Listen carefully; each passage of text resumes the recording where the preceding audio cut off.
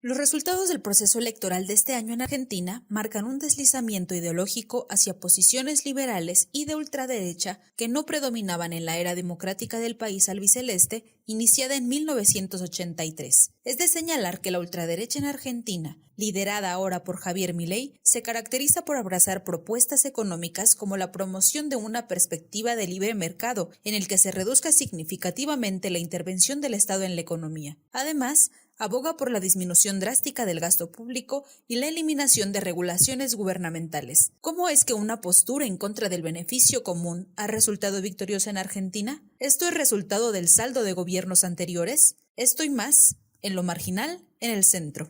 Buenas noches a quienes nos acompañan en esta emisión de Lo Marginal en el Centro. Bienvenidas y bienvenidos. En el programa de esta noche platicaremos sobre el triunfo reciente de Javier Milei en las elecciones presidenciales de Argentina, cuáles son las condiciones que posibilitaron este triunfo, qué sectores de la población argentina son representados por Milei, cuáles son las políticas que cabe esperar de su gobierno, entre otros aspectos. Para analizar este acontecimiento, me acompaña Carlos Aznares, quien es periodista en medios de prensa impresa y digital, radio y TV, escritor de varios libros de temas de política internacional, director del periódico Resumen Latinoamericano y coordinador de cátedras bolivarianas, ámbito de reflexión y debate sobre América Latina y el tercer mundo. Carlos, un gusto contar nuevamente con usted en Lo Marginal en el Centro. Bienvenido. Un gusto para mí siempre comunicarme con los oyentes y la teleaudiencia mexicana. Y bueno, esperemos servir las dudas que tengan sobre lo que está ocurriendo en Argentina. Sin duda, muchísimas gracias. Nos acompaña también Aquiles Celis, quien es maestro y licenciado en Historia por la Universidad Nacional Autónoma de México, es investigador del Centro Mexicano de Estudios Económicos y Sociales, especialista en movimientos populares y estudiantiles. Aquiles, bienvenido nuevamente a Lo Marginal en el Centro. Un gusto contar contigo en este panel. No, gracias, bien hallado, la verdad, esta es mi casa. Muchas gracias por invitarme. Espero que podamos discutir y un poco analizar, prevernos ante la barbarie que seguramente ocurrirá, un poco alertarnos.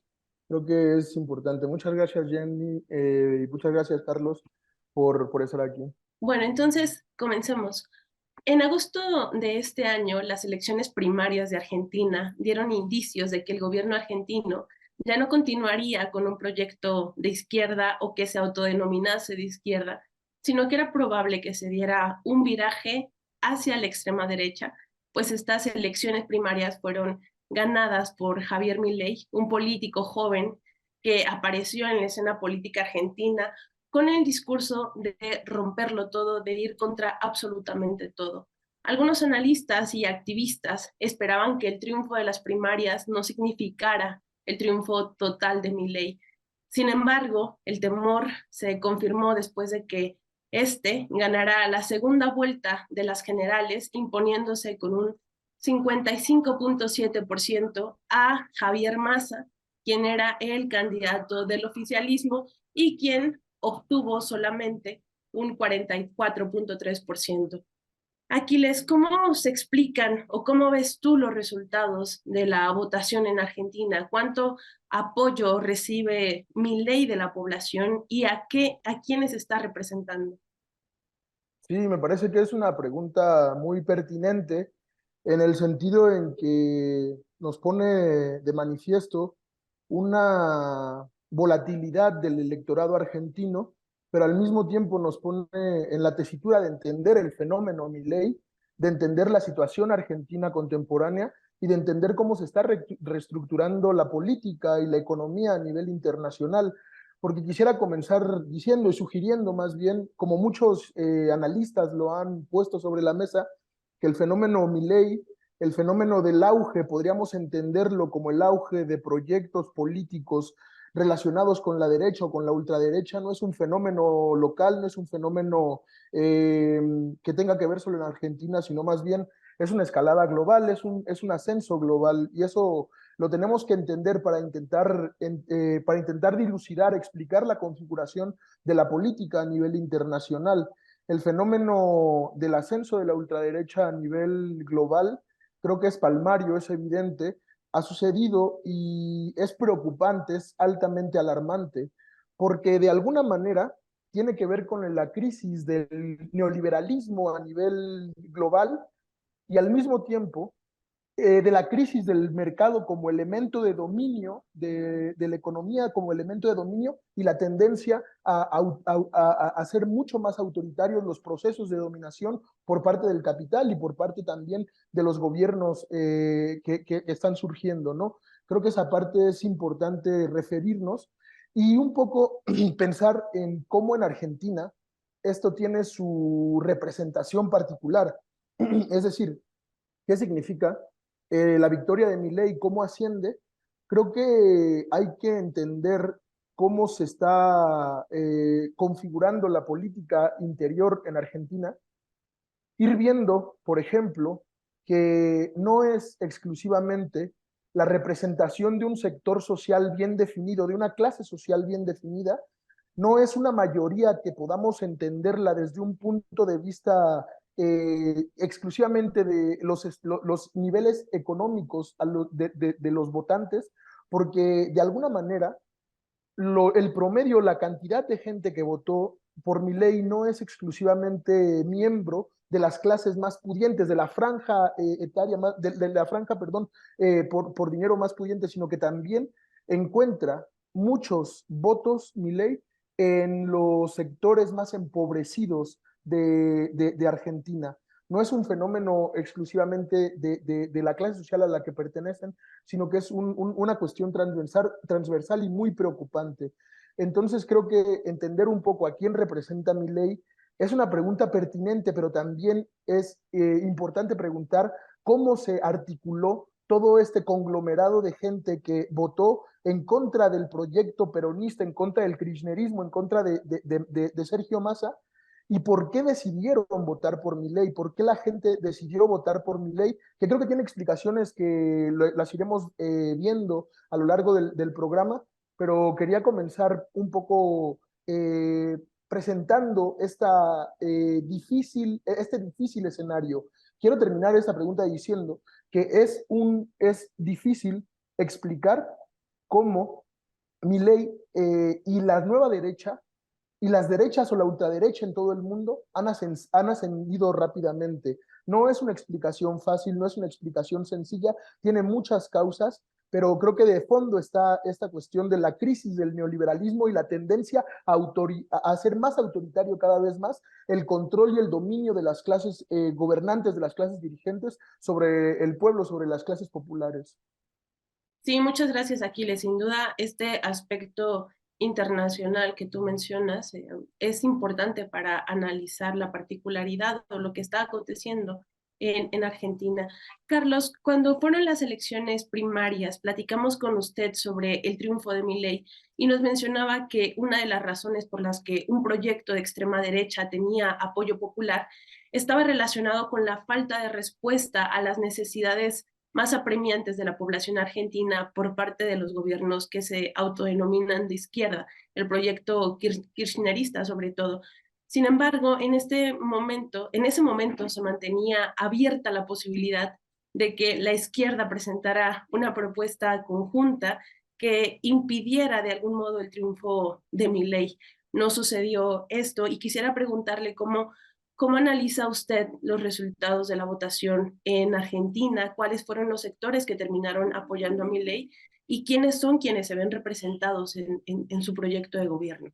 Bueno, yo creo que la razón fundamental por la que gana Milei, más o menos se ha dejado entrever aquí, es el fracaso estruendoso de un gobierno que no se dijo nunca de izquierda, siempre se dijo progresista. Y este es un tema que estamos viendo y que se repite en otros países, donde el progresismo en campaña electoral promete muchísimas cosas y cuando llega al gobierno, por presión obviamente del establishment, de la derecha, o por la ineficacia o por la falta de ideología de avance hacia un proceso de desarrollo en serio, fracasa. Cuando cayó por los votos Mauricio Macri en la anterior elección, la expectativa que se había abierto con el gobierno de Alberto Fernández y Cristina Kirchner era muy grande, muy grande. Tan grande que hacía mucho que no se sucedía eso porque veníamos de tumbo a tumba y no salíamos de la dependencia, que es lo que marca fundamentalmente nuestro país, la dependencia con los intereses de las multinacionales, del imperialismo norteamericano, de la Unión Europea. Y sin embargo, Alberto Fernández y Cristina Fernández de Kirchner desaprovecharon esto. No embistieron contra quienes estaban generando realmente un proceso de destrucción de la economía interna. Le abrieron las puertas a más multinacionales y sobre todo le abrieron las puertas a el extractivismo, a quienes le hacen tanto mal a la tierra, a la megaminería, a Chevron, que venía a destruir Ecuador, a la Monsanto, a la Barrick Gold, a todas esas empresas que se caracterizan no solamente en Argentina, sino en toda Latinoamérica por matar el medio ambiente, pero también quemar la tierra de por vida. Y esto generó desde el principio también una desazón que fue lenta, porque obviamente el kirchnerismo tenía una base cautiva bastante importante, que justificaba todo, se veía que no estaba funcionando el gobierno, y en medio de eso viene la pandemia, y con la pandemia se excusaron todos los problemas. O sea, todos los errores que se estaban cometiendo, la culpa la tenía la pandemia. Y no era así, no era así. En realidad hubo un proceso muy fuerte de presión por sectores del propio peronismo que no se conformaba con la lentitud con que avanzaba Alberto Fernández, de, por ejemplo, expropiar una empresa que era líder, que se llama Vicentín, y que era la que marca los precios de los cereales. Es una empresa que es un navío insignia de lo que ha sido siempre la presencia de las empresas que trabajan en contra del país y que trabajan fundamentalmente ligados a intereses extranjeros. Se montó todo un aparato publicitario, vamos a expropiar Vicentín, todos nos pusimos muy contentos porque hacía mucho que no se daba un avance de estas características, yo creo que desde el primer peronismo, el de Perón, y sin embargo no se hizo. Y esto tiró abajo ya muchas expectativas y después el telenovelón que surgió entre la pelea de Cristina con Alberto, ya ahí terminó de generar un malestar dentro del propio cuerpo del peronismo, por lo cual se llega a unas elecciones de las PASO en las cuales no había idea de que podía ganar Milei, pero sí había idea de que iba a ser muy complicada la elección para el kirchnerismo y el peronismo. Cuando aparece el fenómeno Milei, en esas PASO, bueno, ahí se cae toda la estantería y empiezan las reproches mutuos, y ahí Cristina, que es la que yo la considero la gran culpable de todo esto, más allá de que con Cristina hay relaciones de amor y odio, hay los que la aman de por vida, hoy menos, y las que la odian desde el gorilismo más ancestral. Pero algunos creemos que fue la que cometió el error fundamental, primero de nombrarlo a Alberto Fernández como su reemplazante y no ir ella a la cabeza, y no fue ella porque tenía muchos juicios pendientes y entonces estaba siempre más cuidándose de los juicios y de ir presa, también por presiones de la derecha, pero también por algunos hechos ilícitos que cometió el kirchnerismo en su momento. Y después cometió el otro error garrafal en nombrar a último momento a Sergio Massa como el candidato para la primera vuelta. Ya incluso en broma se decía, ¿cómo va a ganar un ministro de Economía en un país que tiene 130, 140% de inflación? Era imposible. Y bueno, eso que era imposible se certificó en la primera vuelta. Hubo como una recuperación. Una recuperación que eh, tuvo que ver otra vez, votemos lo menos malo. O sea, siempre la idea de no elegir, sino votar, votar lo menos malo. Y ahí hubo como una recuperación. Pero después se unieron los votos de Justo por el Cambio y los votos de Milei, y el resultado, por más que se hizo todo el esfuerzo de llevar adelante la consigna paremos al fascismo votando a Massa, y se lo endiosó a Massa de tal manera que yo decía, un poco en broma, un poco en serio, si la elección seguía, la campaña seguía 2 meses más, le iban a poner una boina de Che Guevara y una estrella roja, porque se lo endiosaba y se lo transformaba en un personaje que no tenía nada que ver con él. Massa es un hombre de la derecha, viene de la derecha, gobernó para la derecha y sobre todo para el capitalismo más claro, y es el hombre culpable del acuerdo con el Fondo Monetario Internacional, porque es el que más visitas, y esto no es una anécdota, el que más visitas ha hecho en la Argentina a la Embajada Norteamericana para pedir asesoramiento, para demostrar pleitesía. Bueno, y le ganó otro que tiene muchas más visitas que él a partir de ahora. Pero yo creo que el fracaso del kirchnerismo y el fracaso del peronismo, que no es el peronismo originario, es una patética caricatura de lo que era el peronismo en los años del 45 al 55, fueron los que le pavimentaron el camino a Milei. Milei, con su discurso de rompan todo, cautivó, como vos decías, a un sector muy humilde y sobre todo juvenil, que estaba realmente pasando necesidades, grandes necesidades. Fíjate que ganó en casi todas las comunas más humildes, ganó en las provincias y en los sectores de las provincias más humildes, con este discurso de todo lo anterior fue malo, vamos a probar con algo nuevo. Un poco el ejemplo de Macri, que Macri decía, soy el cambio. Bueno, este es el cambio del cambio, pero es un cambio que también metió un discurso que ilusionó a muchos jóvenes, el que se vayan todos y vamos a construir una economía distinta, aunque hay que decir la verdad, a diferencia de Menem, de Carlos Menem, al que Milei admira, también admira a Margaret Thatcher. eh, este anuncia lo que va a hacer, que lo puede hacer es otra cosa. Y entre las cosas que anuncia están una catarata de barbaridades que nosotros decimos que quienes lo votaron desde la humildad no las escuchan. Ven más al personaje rupturista, que un día anda con una motosierra, que otro día se disfraza de Batman, pero no tiene nada que ver eso con el discurso de alguien que quiere cambiar las cosas en serio. Final.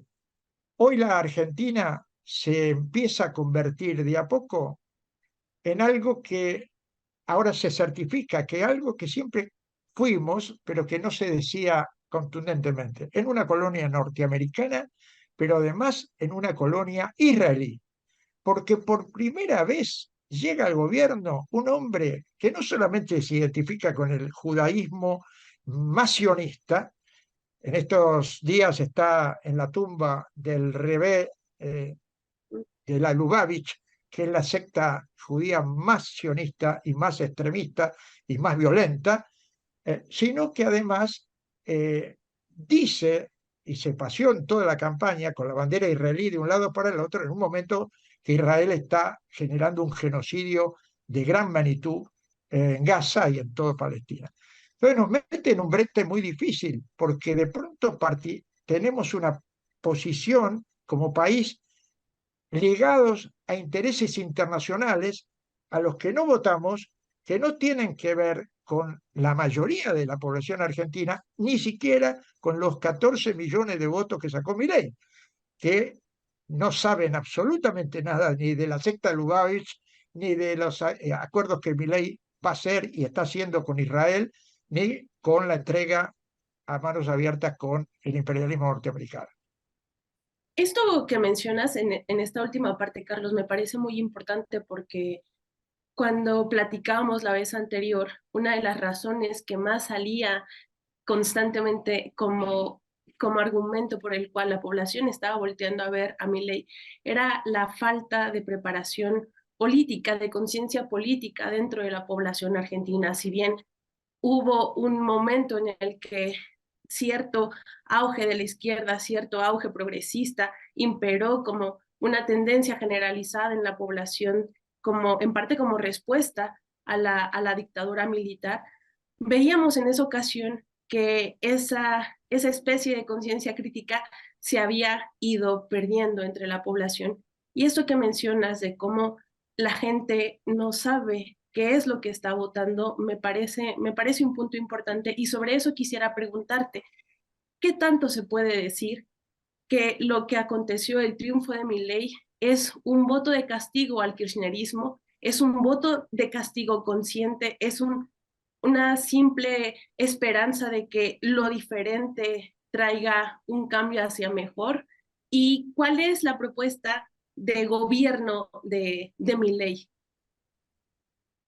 Que es un voto castigo, no me cabe la menor duda, eh, por todo lo que el kirchnerismo o el peronismo, en los últimos meses ya no era ni el kirchnerismo, ya era Massa y su gente, o sea, Massa y sus relaciones con Estados Unidos y sobre todo con el embajador Stanley, que ahora es el que lo acompaña a Milei en el viaje a Estados Unidos y que comparte con él muchísimas de las cosas que dice Milei.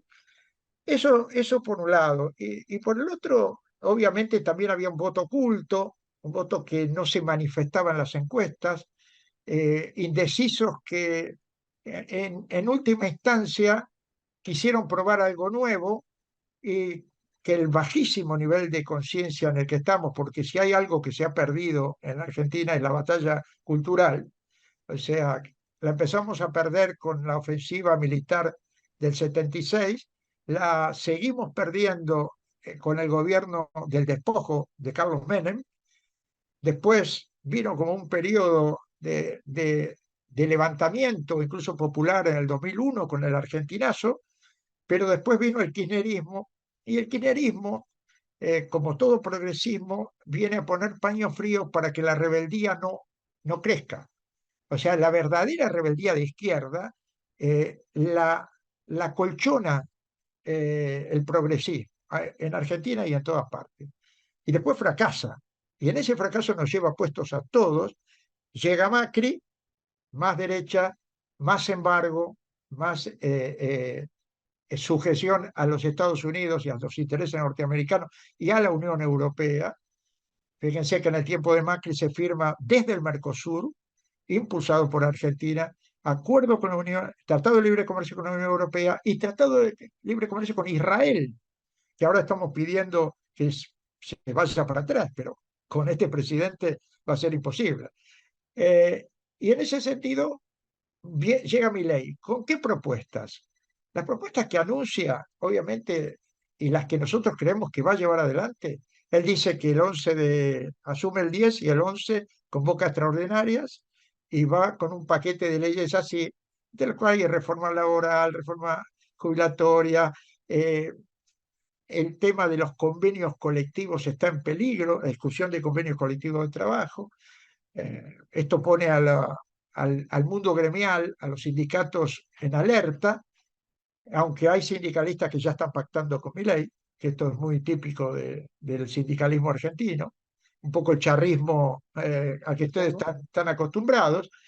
El tema de enfrentar y arremeter contra las empresas públicas, o sea, recortar el 14,5 del PBI, del Producto Bruto Interno, eso que se dice fácil y que la mayoría de la gente no sabe ni de qué se trata, para hacer eso tenés que entrar contra una cantidad de elementos vinculados al funcionamiento de un país en el cual los más sacrificados van a ser los sectores humildes. Y nosotros decimos, digo, hablando con colegas y todo, que una gran parte de los que van a ser perjudicados son los votantes de Milei. Por eso, por esa idea de que son sectores empobrecidos que lo han votado.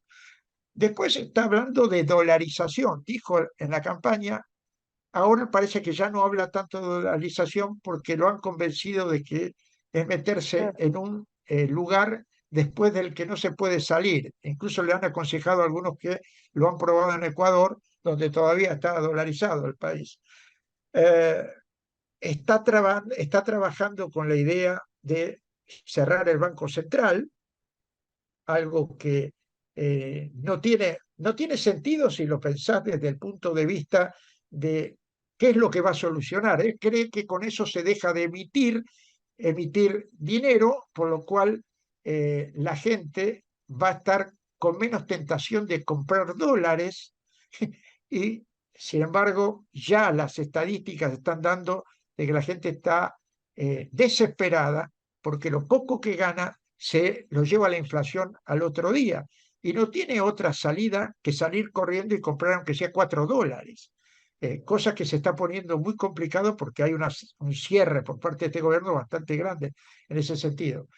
El otro tema es que le va a abrir la puerta a las empresas multinacionales, va a terminar con las retenciones a los sectores ojeros y a los sectores multinacionales que ya operan en Argentina, por lo cual va a haber, como hubo en la época de Macri, una política de libertad de exportación e importación sin ningún tipo de control. Esto en el plano económico, pero hay otro aspecto gravísimo de Milei, y es su vicepresidenta, que es Victoria Villarruel. Es una mujer ligada, no, en la palabra negacionismo a nosotros no nos gusta, sino a la dictadura militar. Es apologista de la dictadura militar. Y tiene un criterio para eso que es 2 puntos. Primer punto, va a dejar en libertad sin duda a los pocos militares que están siendo juzgados por genocidas, que no por casualidad todos dijeron que votaron a Milei. Todos votaron a Milei. Y la otra cosa que va a hacer, y que ya lo ha anunciado, es reflotar a las Fuerzas Armadas, que según ella, el comunismo, los terroristas, que somos todos, porque hay una costumbre de Milei de acusar de comunista y terrorista a todo aquel que lo critica, han hundido el prestigio de las Fuerzas Armadas. Y quien realmente recortó las Fuerzas Armadas fue Carlos Menem, porque pensaba con el criterio de Estados Unidos de que en realidad había que terminar con las Fuerzas Armadas, había que formar una Guardia Nacional, al estilo Panamá, una Guardia Nacional casi privatizada que sea controlable. En cambio, Villarruel, que es hija de militar genocida, dice que hay que reflotarla. ¿Y para qué hay que reflotarla? Para el control externo, pero sobre todo para el control interno. Y volvemos, si pasa eso, pegamos un salto hacia atrás y volvemos a tiempos de la dictadura. Porque como se prevé que va a haber mucha movilización popular de resistencia, no va a alcanzar con las fuerzas de seguridad. Ella, la Villarruel, y Patricia Bullrich, por el lado de Juntos por el Cambio, son las que se están disputando el control de ambas cosas, Ministerio de Defensa y Fuerza de Seguridad. Y para el campo popular eso sería realmente muy duro, porque va a haber movilización y va a haber represión. Un plan económico como el de Milei no cierra de otra manera que con represión. Y ya lo están anunciando. Y ha empezado otra cosa alrededor de esto, que son las amenazas de muerte. Todos los días hay algún dirigente social, algún dirigente político de izquierda que es amenazado de muerte o judicializado, ahora que está el tema de Gaza y la lucha del pueblo palestino, judicializado por antisemita. Entonces se están moviendo las dos, todavía no gobierna Milei, pero ya hay esta tendencia a la represión interna. Sí, muchas gracias, Carlos. panorama que presentas me parece que es muy, muy completo y que da muchísima claridad sobre cuál es el clima político, el clima ideológico y económico que más o menos vamos a estar viendo durante el gobierno de Milei. La misma pregunta te quisiera hacer, Aquiles, ¿cuál es la propuesta de gobierno Milei, de Milei, perdón, a qué tipo de gobierno le ganó? Y si podemos leer la votación como una especie de castigo a al kirchnerismo. Sí, quiero comenzar un poco diciendo que el escenario que se abre tras la victoria de Milei, como lo recuperaba Carlos, es un escenario un poco difícil, más bien un escenario muy complejo hacia dónde se puede avanzar y por qué se elabora, por qué se cae en esta tesitura. Creo que es muy importante reflexionar en el sentido en pensar cómo el gobierno de Macri y el gobierno de los Kirchner, sobre todo en las dos últimas décadas, ha sido incapaz de frenar la inflación, ha sido incapaz de frenar el desgaste de la calidad de vida de los argentinos, porque creo que ese es un factor que explica el factor determinante que explica la victoria de Milei,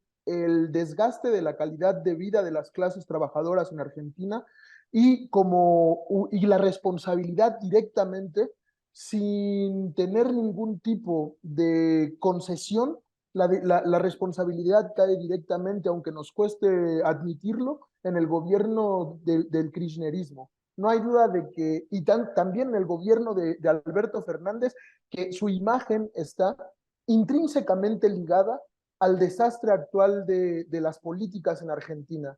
Es decir, sí tenemos responsables y la izquierda en Argentina, como la izquierda en todo el mundo, los movimientos populares, los movimientos sociales, tienen también que preguntarse y que tienen que hacer autocrítica en este sentido, en pensar en cómo han sido incapaces de mejorar la calidad de vida de la gente y de la clase trabajadora, de concentrarse en luchas políticas que sean reales y que mejoren efectivamente a la clase trabajadora. Porque el efecto de Milei, como ya habíamos visto, que es un efecto transversal que atraviesa muchas subjetividades de la sociedad argentina, creo que es un gobierno que surgió y que emergió sobre la crisis del kirchnerismo.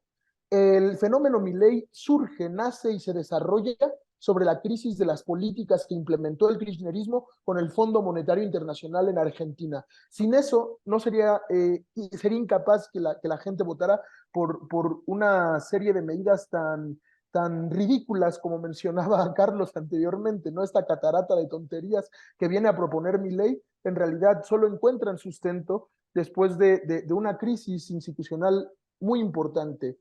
Sin embargo, quiero un poco tomar esta parte para hacer una reflexión sobre qué significa Milei, porque de alguna manera para los representantes o para los miembros de las clases trabajadoras, y sobre todo para los miembros de la izquierda que se encuentran desesperanzados tras el triunfo de Milei, de alguna manera se ha hecho un despliegue grandilocuente del peligro que significa Milei. Se nos ha dicho, por ejemplo, con mucho base en los fake news, en las noticias falsas, que Milei es el candidato más votado en Argentina y más votado en la región, lo cual con los datos es falso. Es falso, eso no es verdadero y sin embargo lo compran como algo que es verdadero. Se nos ha dicho que prácticamente va a destrozar a la casta cuando llegue, pero probablemente no haya nadie más casta en Argentina que Milei y que La Libertad Avanza. Es la casta rebelándose contra un Estado que proponía ser un Estado benefactor, pero que ahora en realidad lo que quieren hacer es quitarle la parte de benefactor al Estado para, como decía también Carlos muy acertadamente, según yo, hacer un Estado lo más recortado posible y lo más autoritario posible al mismo tiempo. Un Estado que se desentienda de las mayorías, pero que las reprima tosuda y ferozmente en todos los momentos de resistencia.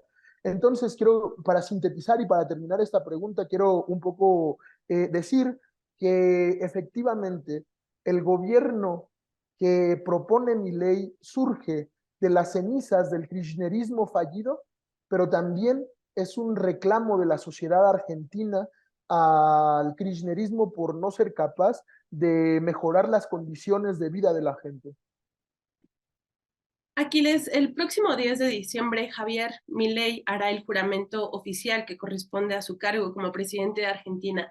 ¿Qué se puede esperar de su gobierno, tanto institucionalmente, pero sobre todo políticamente? Pues Milei propone dinamitar el Banco Central, propone privatizar todo, propone cerrar ministerios como una revancha, ¿no? Como una revancha contra los privilegios de la casta.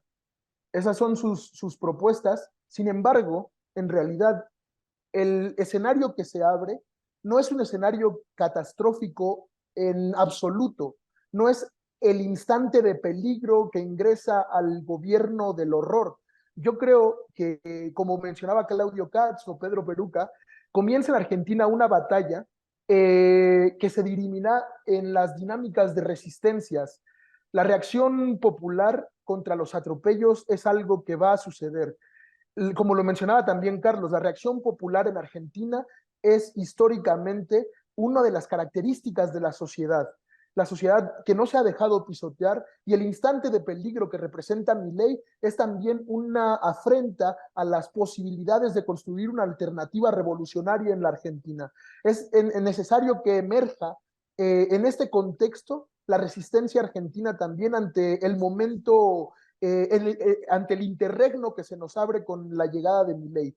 Creo, sin embargo, y por último, para cerrar, porque quiero ser breve en esta parte, que se ha comprobado una vez más que si los gobiernos nacionales populares, progresistas y de izquierda no avanzan con una agenda que mejore las condiciones de vida de la mayoría, que si los gobiernos nacionales no reducen la pobreza y la indigencia de las calles, que si los gobiernos nacionales no disminuyen la desigualdad, no reindustrialicen el país y no desarrollen las capacidades productivas al mismo tiempo que se protege el bien común, que se protege la tierra, que se haga algo para reducir la voracidad de las transnacionales, si esos gobiernos no avanzan en esta situación, el destino de todo proceso de un gobierno nacional popular es la derrota electoral si no tiene dentro de sí estos elementos. Y por último, terminar diciendo que no alcanzan las luchas simbólicas, no alcanza a ganar el relato, no basta con dar la batalla cultural cuando hay